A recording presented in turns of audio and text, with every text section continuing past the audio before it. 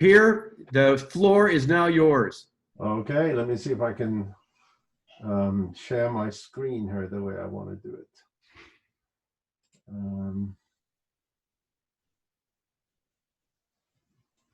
I need to do this, and I need to do that, like that. And then I'm going to do the very beginning of this, the thing here. And all right. Now, can everybody see my screen? Okay.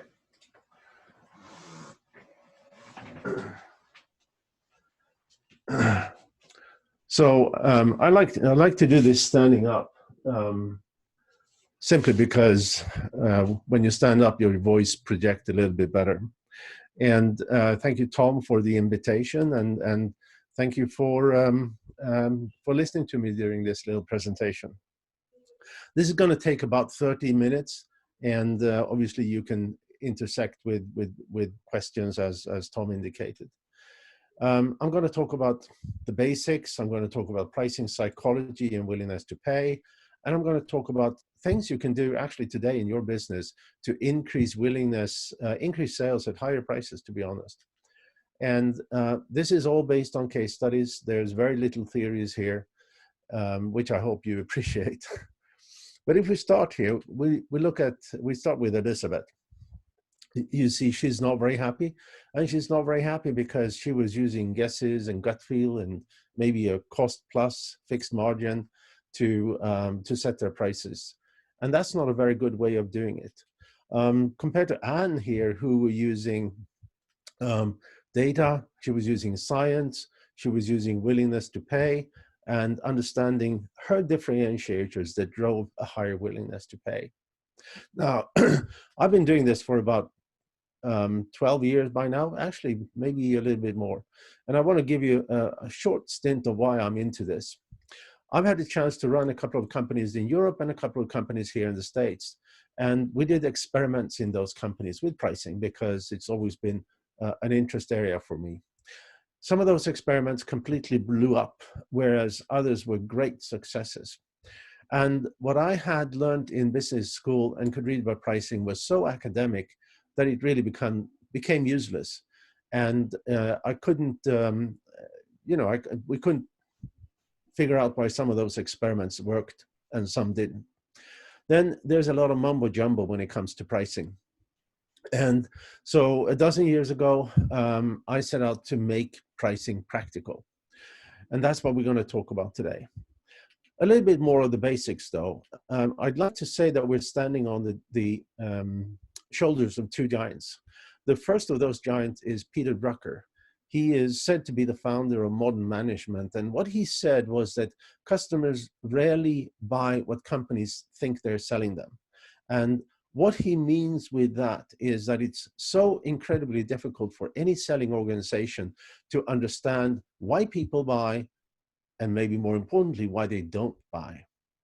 And the other shoulder we like to stand on is Warren Buffett, who said that pricing power is the most important criterion for an investment. Now, pricing power, what does that mean? Well, it's the ability to increase prices without losing sales volume. A little bit more background. If you went to business school, which I assume most of you did, you may have learned demand curves looking like this.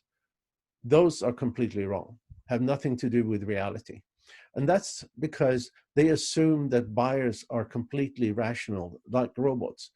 But we humans, we're not rational at all.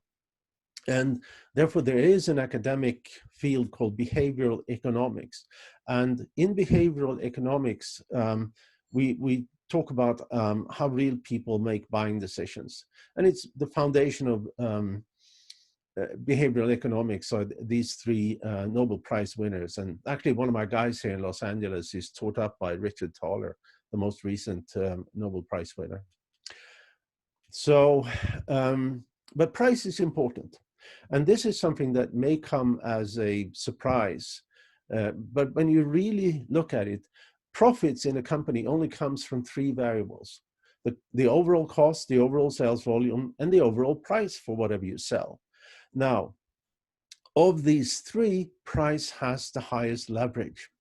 And in fact, a few years ago, McKinsey did a study, and then that was McKinsey did a study of the Fortune 500s, and then A.T. Kearney redid the study a couple of years later for the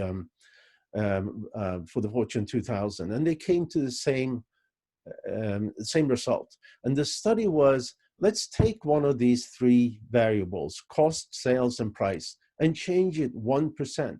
How does it then affect profitability? What they found was as follows. If you increase sales 1%, for these average companies, profitability goes up with about 3.5%. If you reduce cost with 1%, profitability goes up with about 5.5%. But if you increase price or decrease discounts, your profitability will go up for these average company about 11.3%. So just to check out if this is real, I went online, I just picked 4 companies randomly. I don't know what they do. I don't know how any relation to any of these companies, and just did this very simple calculation. We can see that this company, Walker and Dunlop, if they increase price 1%, they will add about 4.5% in profits. And the other 4 ones are about 20, 15, or 16%.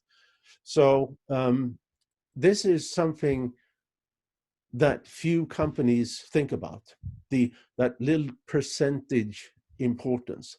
Now, I want to challenge you. And the challenge is this. Have you ever failed to change anything 1%? Of course you have not. It is so small. Now, when you start working with pricing, you're more likely to talk about 5%, 10%. But let's go back to a little bit more basics, because pricing is part of the 4 P's of marketing. It means that it doesn't live in a vacuum. And I'm using this joisting horse to explain this. Think about the horse as the product or the service. It drives your company forward. Think about marketing in the context of the knight. Steers the horse, encourages the horse, and so forth. And sales with the lance here is trying to reach in as far as possible into the customer community. And at the very tip of the lance, there's price. Now, what this means is that if the if the horse has only 3 legs, this is not going to work. If marketing steers the horse in a circle, it's not going to work. If the lance is only a foot long, it's not going to work. And if there's no tip on the lance, or the tip is not sharp enough, it's not going to work either. So all of these need to work together. Now, another way of looking at the same thing is this. Here you have 2 companies with a commodity product and no customers, and they're in the price war. Whereas this company here understands the market, they have all the customers, and they command higher prices because they understand the market. Now, there's psychology behind pricing, though, and this is important. There's something called expectation bias. Expectation bias is something that we all have. I have it, you all have it, all your customers have it. And what that means is that if we are presented with a price that we think is too low, we equate that price to low quality, and we won't buy. And the lower the price, the more people will get that expectation of poor quality and won't buy. But let me give you a personal example here. A few years back, I was in Vegas. I needed a haircut. At that time, you could get a haircut. I saw this sign for a $9 haircut, and that, for me, sets an expectation of inferior quality, so I didn't stop. And the same thing with a $12 haircut. And in the end, I had my haircut where there was no sign at all, and I paid the $20 or so, which is what I expected to pay. Now, I don't know if that $9 haircut was any better or worse than my $20 haircut. I mean, it could have been the other way around, in fact. And I think, though, I did the right decision, as there are people out there fixing $9 haircuts. But so if prices can be too low, they can, of course, be also too high. And I mean, just looking at it, we have two high quality watches. The one to the left is not affordable for most people. Likewise with cars, the one to the left is not affordable to a lot of people. So the right price is a balance, not too high, not too low. And that is because 81% of buyers say they're buying the best value, not the lowest price. Now, how do you find out? Well, the best way of doing it is to measure willingness to pay. And when you measure willingness to pay, you get demand curves looking like this. Obviously, very different than the simple demand curves that they typically teach you in business school. Now, what you have here is you have a price that gives you the highest sales volume. And because of that expectation bias, if you think about lower prices, the lower the price, the lower the sales, because the more people see price itself as a message of inferior quality. And of course, price can be too expensive as well. There's nothing earth-shattering with that. But the other thing that you get in these charts, which is really important, is price walls. Price walls are psychological price points where a small change in price generate a very significant change in sales volume. And let me tell you a story about that. About a year ago, I spent some time with one of the vice presidents over at HP, the computer company. And what he told me was that they had done an experiment. They took this one computer model and they increased price $1 at the time while looking at what happened to sales volume.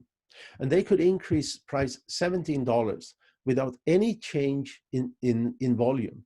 But when they increased $18, sales just fell through the floor. They had just found one of these price walls. But what it also means is that they were leaving $17 on the table for every computer they sold. And that sort of starts to add up when you're selling 10,000 of these a day. The other thing you get here is because we have price and we have sales volume, we can generate revenue. And the interesting thing here is that the price that generates the highest sales volume is never the price that generates the highest revenue. Now, once you have charts like this, to setting the right price, whether it's for maximum revenue or maximum sales, it takes seconds. But there's more to this, and it's segmentation. And in fact, often segmentation is more important than the price itself. And segmentation here means that we take that willingness to pay measure and we segment it by value drivers and decision drivers.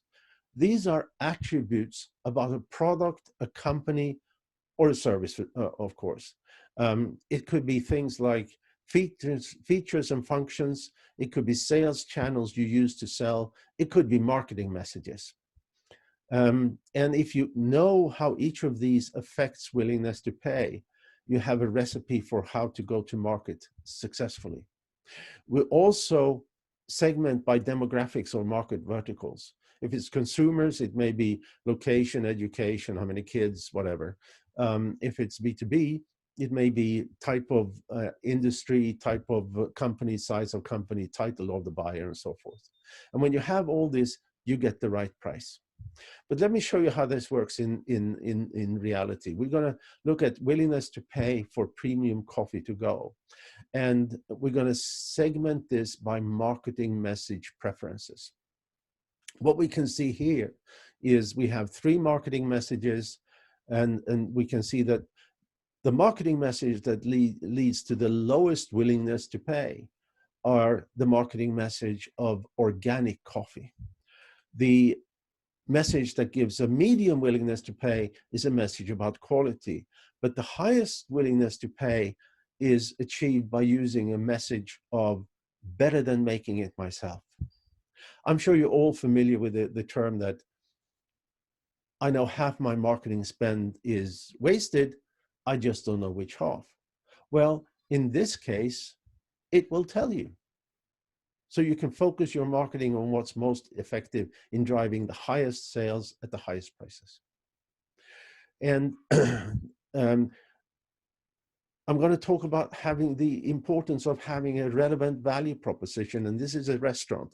And I'm using these examples just because this is something we're all familiar with, we can all relate to.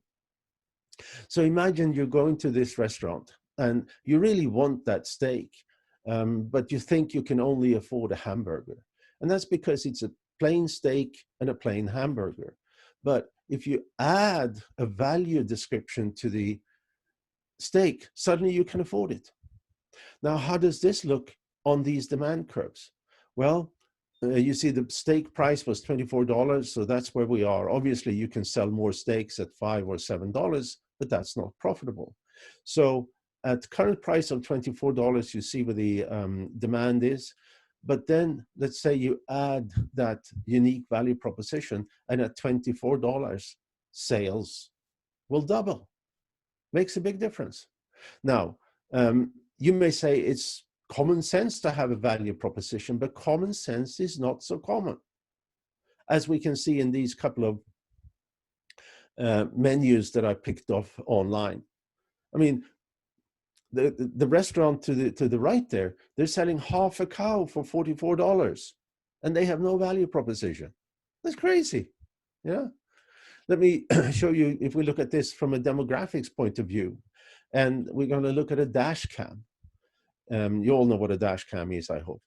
And this is my preconceived notion of how a customer to a dash cam would look like. But I was wrong. Because when the data came back, it showed that females had a higher demand, generates a higher sales volume at all prices, and generated therefore higher revenue at all prices, about 25 to 30% higher at any price. And this, of course, means that from a marketing point of view, it changes everything. It changes how and when you go to market. And in this case, it means that you're going to market in channels which is more likely you have females to read and engage with than marketing channels which are more likely to have men engage with. So my notion of a typical dash cam customer is completely wrong. This is the customer for that dash cam. So just with this simple measurement, it's easy to direct sales and marketing to the customers with the highest willingness to buy. Now, I'm going to give you some tips on how you can, as I promised in the beginning, how you can do things, simple actions today that will increase your customers' willingness to pay and willingness to buy. And the first one is segmentation. Really to understand what is the features and functions that drives your customers' willingness to pay, and then focus on those customers. But these segments need to be sizable enough as well, of course. I just love this cartoon. How about a segment that of a time machine that only takes you 1 hour into the future in only 60 minutes? Wouldn't we all want that? Okay. But product segmentation, very simple to do. It could be done obviously with services as well. Take whatever product or services you sell and categorize them on a scale of being completely unique, we call them A products, or being completely commodity, call them C products, or something in between. Now, then you have a pricing strategy for each of these segments. You do those unique products or services, you increase price and you stop discounting. For those that are commodity, you focused on reducing cost. And for those who are somewhere in between, figure out a way, if you can, to make them unique. Very simple. Can make a huge difference in a company. Price imaging, or price anchoring is sometimes called, is one of the most effective way of increasing willingness to pay. And I'm used to talk about this and how when you've been browsing the Prada store for $4,000 handbags, that $600 wallet at the checkout is a bargain. And that is because we have our minds anchored to that higher price of $4,000. But the most impressive and effective way I have seen this ever been done is when Apple came out with a watch. So they had a watch for $349 and a watch for $17,000. It's just exactly the same watch with just one change, meaning that the more expensive one have a case that is made in gold. Now, what happened here was that every journalist who wrote about this talked about these $10,000 and $17,000 watches and compared them with the $350 model. And every time somebody read this, they read it in the context of that 350 becoming more and more and more affordable as we go on. Maybe one of the reasons why the Apple Watch is now the clear market leader in smartwatches. Small price changes can make a difference. Here we have a case with 3 drills, one at 90, one at 95, and one at $120 power drills. You can see from the chart to the right that the cheapest one has the highest market share among these 3. Excuse me. Now, one little price change occurred. That drill number 2 went up from $95 to $111. And that had profound effect on the market share among these drills. And actually, drill number 2, the one where the price was increased, suddenly has the highest market share. And also the most expensive increased in sales. Now, why is that? Well, it's because before you had this perception that the price is created was that the drill number 1 and 2 must be the same because the price difference was so low. So people said, let's save a buck and buy the cheapest one because they're the same. But afterwards, it was clear that drill 2 was better than drill 1. And people also said, and only for a few more bucks more, I can get number 3, which is the best. So this little price change increased revenue with about 14% and gross margin with about 20%. Simple. Think about it. Other things is to increase prices on low volume SKUs or services. Everybody sort of know what milk should cost, so there's very little wiggle room. But things you may not sell very often is whatever that is can have almost any price because there's no reference. When you do discounting, you should discount to drive buyers to more expensive products. You should not discount across the board. That's not what you want to do. And if you're selling products, you can often add services to the product to add value and increase willingness to pay. Just a quick example here. There's this company called Hilti. They are selling professional power tools.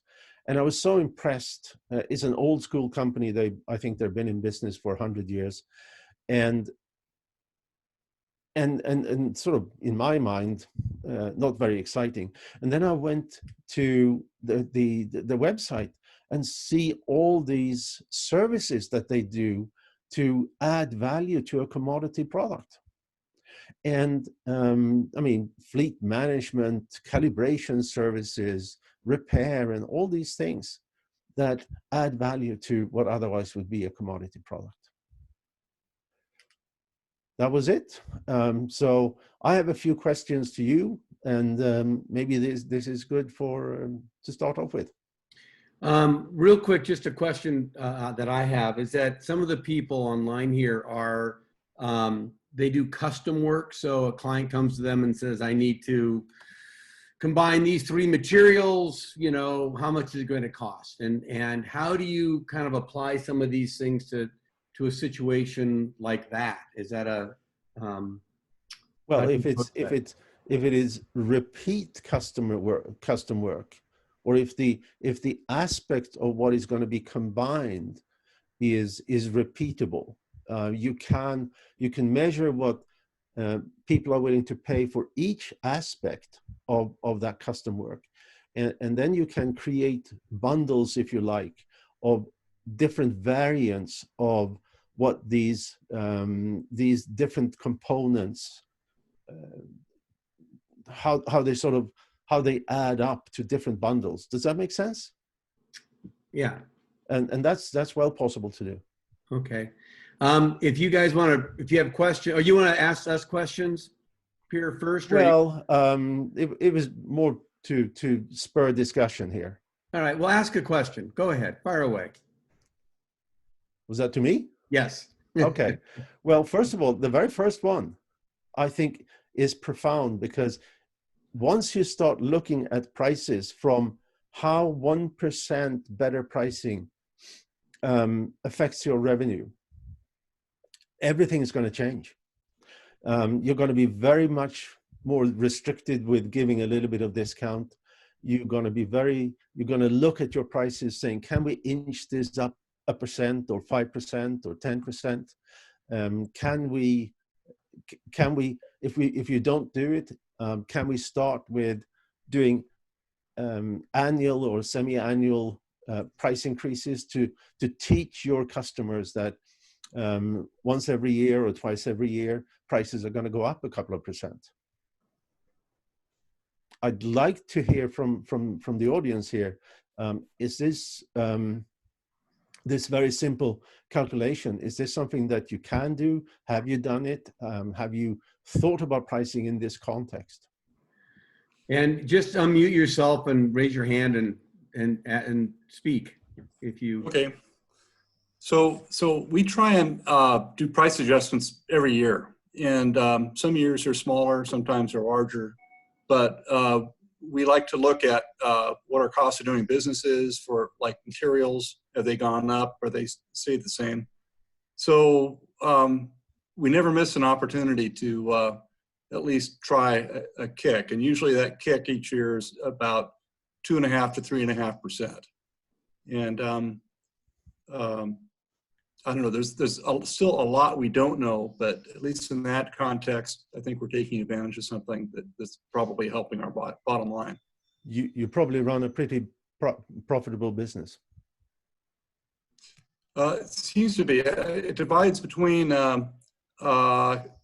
military shipboard, where there's a high barrier to entry, which tends to have higher margins, and then what we call, a commercial product line that is subject to more competition. Mm-hmm. So we have to keep our product line in mind when we think about pricing.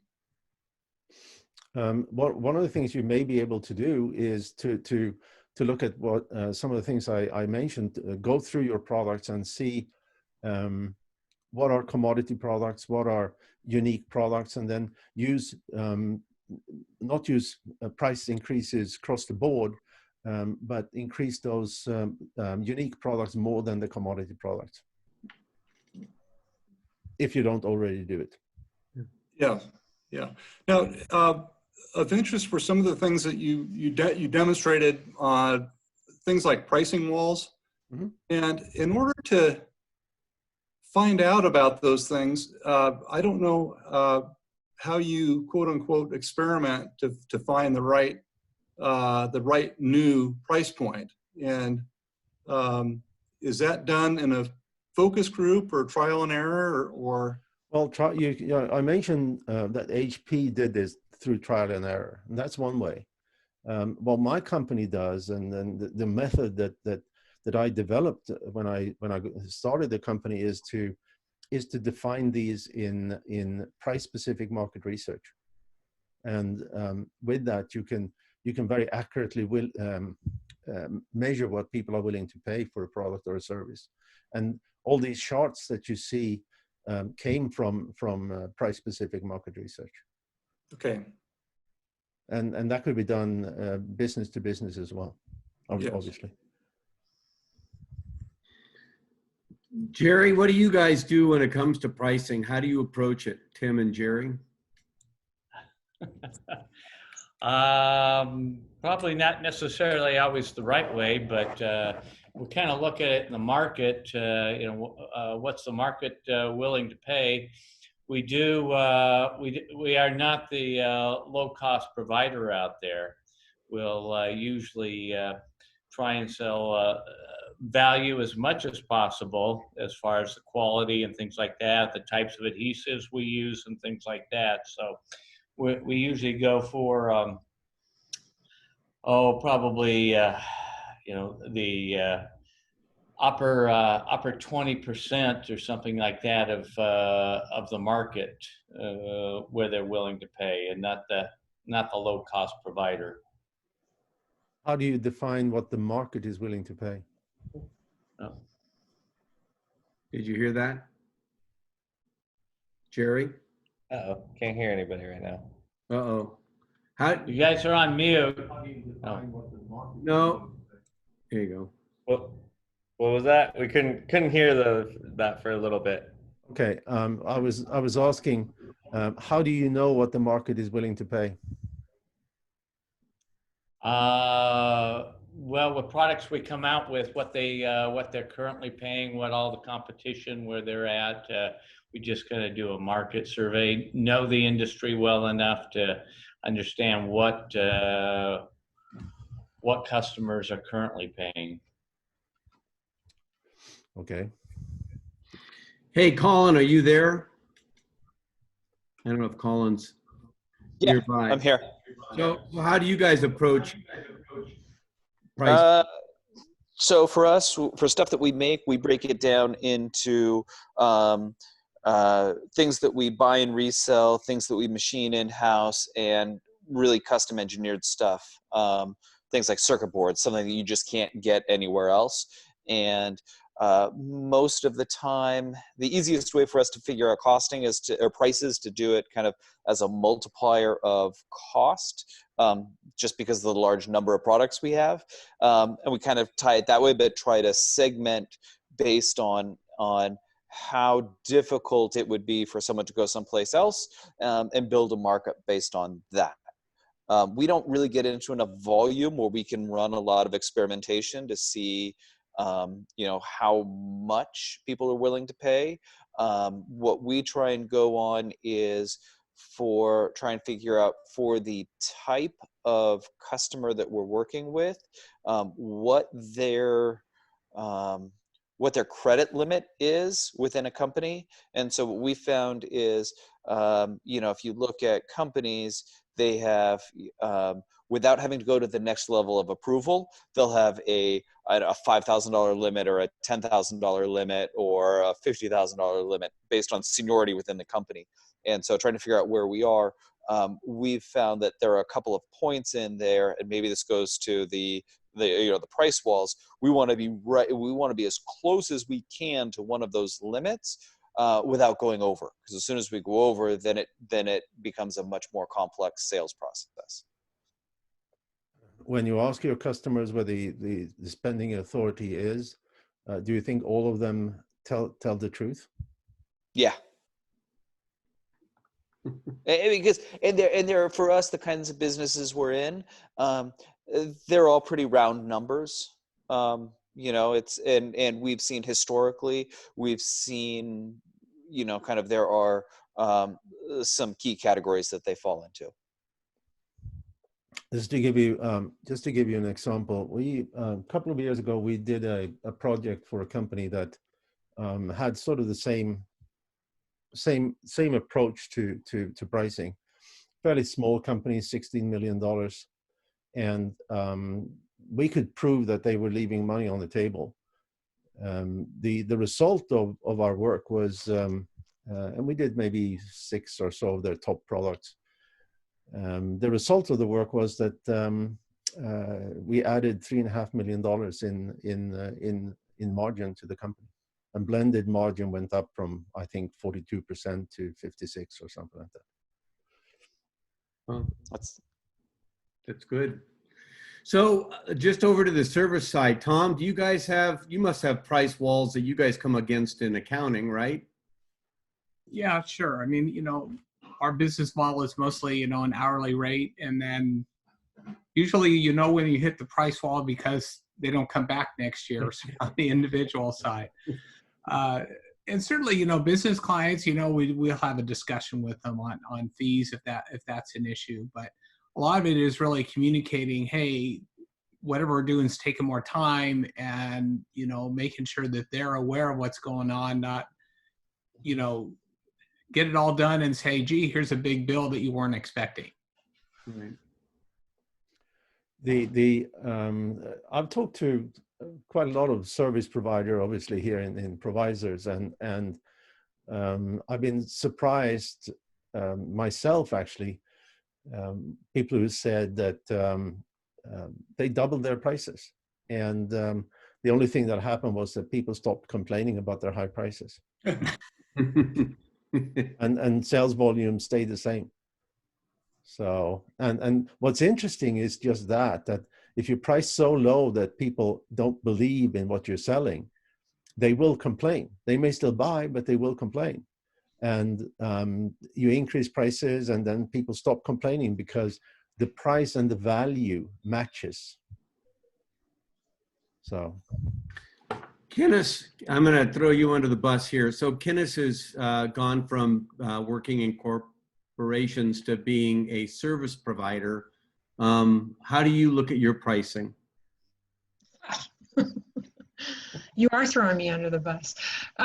Yeah, I went from I'm so totally not in this group, but I went from being a mid to high level management at high tech companies to wanting to go out into my own. So I'm on my first year of doing that. And so my pricing is not smart probably, but it was my version of trying to understand what's marketable. I didn't really know what was marketable. So what I've done is establish, this is going to be very simplistic, but what do I want to earn in my first year out as a consultant, and backing that out by how many hours I feel I want to work, because I don't want to work the 70 hours, 80 hours I was working before. Look at that hourly rate, if you will, and then try to extrapolate back out what I feel like is a fair price for the services I offer. So it's my way. And I don't know why you asked me, because I don't think it's a good way, but to really understand what's marketable and what my value is and how much I can price it. So it's been an interesting, expensive year. I mean, a lot of this is those few percent here, few percent there. Yeah. It's well, I have experience with companies that could do very significant price changes, but in most cases, it's about a few percent here, a few percent there, and grabbing a little bit more of that customer's willingness to pay without alienating them, basically. Yeah. I will say that what's interesting, and then I'll stop talking. Interesting to me, being on the other side of looking for vendors to do work. So I always, obviously, in charge. I had paying for vendors, and I'm kind of just struck by, and it's a version of what you said, that if you negotiate a statement or a purchase order for $20,000, let's say, because we all don't really know how long it's going to take, but they're willing to pay $20,000. Mm-hmm. And so, and as I go along, sometimes we way underestimated the amount of work, but more often we way underestimated it. And it's surprising to me that they really don't want to come in under the purchase order. Like they almost say, just find a way to build her up to hours, which I would never have done when I was on the other side. But it's not that uncommon, and it's surprising to me. Yeah. So what you're saying is that they come in low and then they upsell. Yeah. Well, something common. Scott, what do you do in your world of marketing on pricing? We try. It's funny. I mean, we try to do a value-based pricing. I think half of it is looking at our clients and seeing what they value as good as far as what they charge for their products and their processes. And then we also kind of do a little bit of a risk management. If I'm doing a logo for someone that is a local dance studio, their risk of that logo not working out is not very high. But if I'm doing a logo for, say, Gap, and that logo doesn't work out, that risk is billions of dollars. Yeah. And so there's a bit of a value base there. But it's tricky. I mean, I think as a service provider, you always question if you're leaving money on the table and not charging enough or walking them through that value proposition. So we have done these measurements of what our customers are willing to pay for our services. So we're eating our own dog food, and we have set our prices to match what customers who want to buy services like ours are willing to pay. Jim, do you have any effect on your pricing, or is that in insurance, or what goes on there?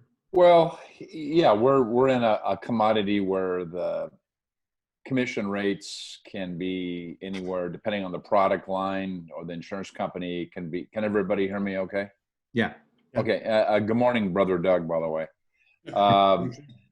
Doug Jorgensen is my brother-in-law, so I have to do a shout out. The commission rates for our commodity, it's insurance, vary between the commercial insurance policy to the personal insurance policy. So your auto, homeowner policies are typically embedded with the insurance company in which you do business with. On the commercial side, there's more pricing flexibility. We charge anywhere between 5 and, let's say, 10%. But some of my competitors, I noticed, they'll charge a policy fee, or even on the personal insurance side, they'll charge a policy fee. There was a very well-known competitor of ours in the auto insurance world, and they always charge policy fees. And I thought, gosh, they're ripping off the customer. Well, the point was they did it, and the customer paid, and their margins obviously jumped up high. So for me, as a salesperson, pushing, selling, negotiating pricing for my customers, I'm sensitive to my margins. My customer might not know what my margins are or what a difference would be if I charge an extra percent or a lower percent, but I try to be transparent. And these days, for a lot of the commercial insurance policies, you'll see what the commission is, and generally it's around 10%. But there are strategies that I know we could employ, or other of my competitors employ, that would make a significant addition to my margins. So I just, fundamentally try to be as fair as I can and not what I consider to be price gouging. But in the context of what you're saying, it's not about price gouging, it's about profit. So yeah. I have a little ethical thing going on in my mind about that, and maybe that's my hang up, if you will. Well, let me give you an example. You probably know what a TPA is, a third-party administrator. Yes. Now, administration, well, I mean, just to recall here, a third-party administrator is somebody who manages your pension plans. And administration is a low-value word. And I talked about how messages and so forth can affect willingness to pay. Willingness to pay for administration services for the pension plan is about $100 a month or $1,200 for a year. Willingness to pay for compliance management, which is what they actually do, is $5,000 a year. So just by changing the name of the service, you can actually increase willingness to pay several times. And maybe that is something for you to think about in your insurance business, because, or insurance policy business, because there may be ways you can, without price gouging or anything like that, but figure out ways to message your services in such a way that willingness to pay increase, and also then customer satisfaction will increase. Because there's another thing here, and that is that your price selects your customers.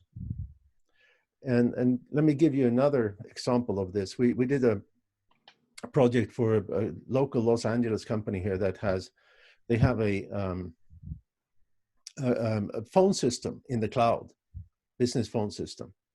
And we could advise them that they could quadruple their prices.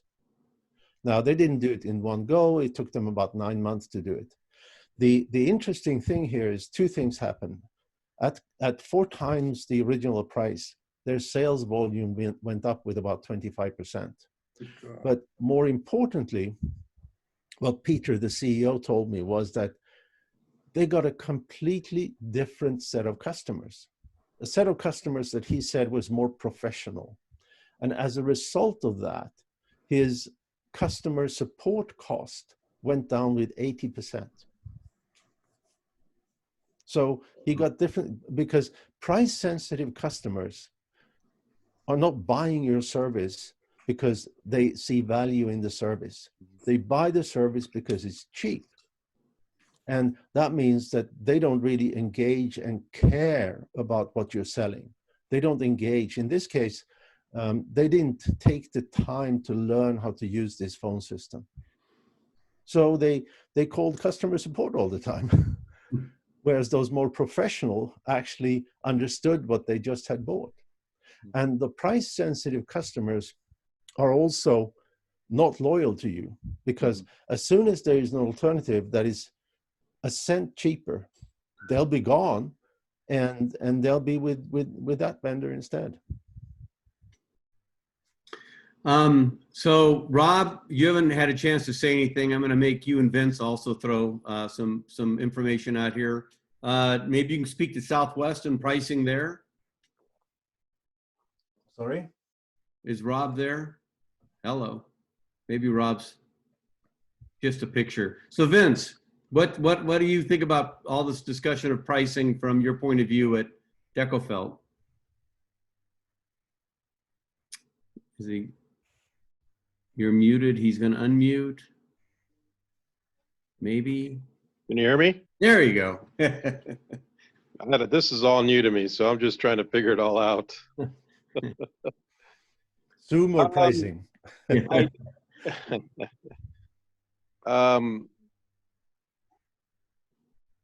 I definitely think we can do a better job of pricing, and I probably need to do a better job of doing some segmentation in terms of understanding the different segment markets that we sell to and price accordingly.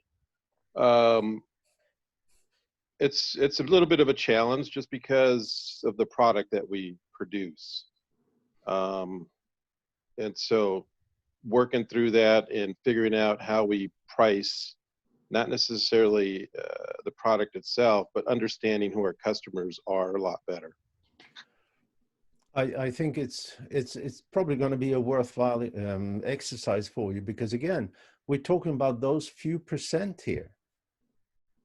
I mean, I've given some examples that are where you see massive changes, but those are the outliers. In normal case, we're talking about moving a price up a couple of percent and therefore make more money, or moving a price down across one of those price walls. That could be a couple of percent or 5 or 10%, and therefore see a significant increase in sales volume. So it's not always these big earth-shattering, double your price kind of thing, but small price adjustments that adds. Typically, you would see when you start working with pricing, regularly and effectively, you will typically see an increase in margins between 25 and 40%. Those are typical numbers. Now, that of course compounds. So it's 25% this year, another 25% next year, and so forth.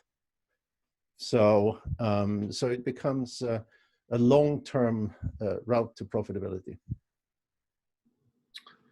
Great. All right. Well, anybody have other questions for Per about pricing? All right. Well, I guess not. I try to keep this thing to an hour, so we're right up against it. Per, great job. Thank you. Thank you so much. Very interesting. I will publish on my blog sort of the takeaways from today's, and also this video if you want to go back and review it or have someone you want to share it with, and also a link to Per's LinkedIn profile. So. Yeah. I have I've written a little ebook, or more booklet, I would say, called 7 Easy Steps to Increase Prices. And it's a PDF document. I can send that to you, Tom, so you can, take it further. Great. I will send it out. Absolutely. Okay. All right. Thank you very much. Everybody have a great weekend. See you later. All right. Thank you.